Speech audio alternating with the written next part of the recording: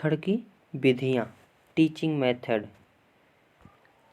पहला है आगमन विधि। आगमन विधि जो है करके सीखने पर बल देती है।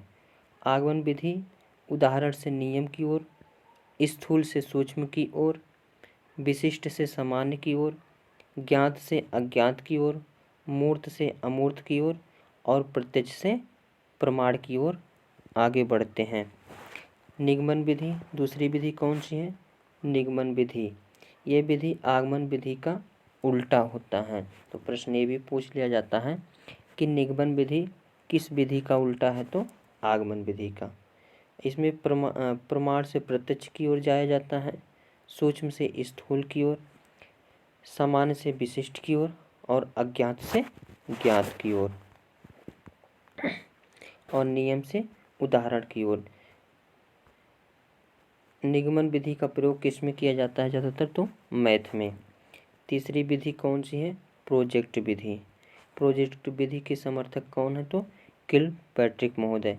इसमें यह कहा गया है कि यह जो है बाल केंद्रित शिक्षा के समान ही एक समूह में रहकर प्रोजेक्ट द्वारा काम किया जाता है प्रोजेक्ट विधि में।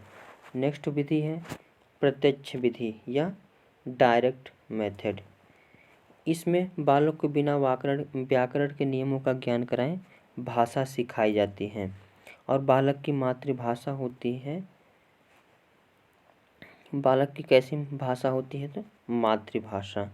और उसे अन्य भाषा सिखाई जाती है, यानी मातृभाषा की सहायता से नहीं बल्कि विद्यार्थियों को सीधे बार बार मौखिक अभ्यास द्वारा जो है नई भाषा सिखाई जाती है। और श्रवण अनुकरण द्वारा मातृभाषा सीखता है बालक। प्रत्यक्ष विधि कोई भी बालक होता है घर परिवार से अनुकरण करके बिना किसी रूल के ही जो भाषा अर्जन करता है उसे मातृभाषा कहते हैं। विश्लेषण विधि। विश्लेषण विधि के जनक कौन है? तो हेनरी एडवर्ड आर्मस्ट्रांग। इस विधि में क्या किया जाता है? किसी भी बड़ा सा कोई चीज़ है, इसको छोटे छोटे भागों में तोड़ करके बच्चों को पढ़ाया जाता है। और वहीं संश्लेषण विधि की बात करें तो यह विश्लेषण विधि का उल्टा होता है। विश्लेषण विधि में छोटे छोटे भागों में तोड़ कर पढ़ाते हैं, बताते हैं, और संश्लेषण विधि में छोटे छोटे भागों को जोड़ते हुए समस्या का हल किया जाता है। इसके बाद अनुकरण विधि। अनुकरण विधि में बच्चा अनुकरण करके सीखता है। इसमें से पहले शिक्षक बोलता है, फिर उसके बाद बच्चा क्या करते हैं? अनुसरण करते हैं। उसके बाद है व्याख्यान विधि। हालांकि व्याख्यान विधि नेगेटिव टैगवर्ड के रूप में आते हैं, लेकिन उच्च कक्षा में व्याख्यान विधि का प्रयोग किया जाता है। व्याख्यान विधि में टीचर क्या करता है? लेक्चर देता है और सभी बच्चे क्या करते हैं?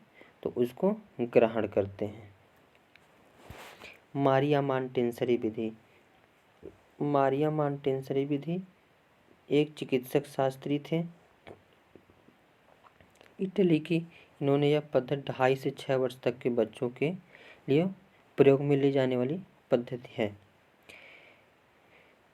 और डॉक्टर मारिया द्वारा रूस विश्वविद्यालय में मंदबुद्धि बालकों के चिकित्सा हेतु शिक्षा के लिए यह विधि लाई गई थी। उसके बाद है डाल्टन विधि। कौन सी? डाल्टन विधि। डाल्टन विधि के जनक कौन है? तो कुमारी हेलेन पारखस्ट। इस विधि का निर्माण कक्षा में होने वाले शिक्षण के दोषों को दूर करने के लिए किया जाता है।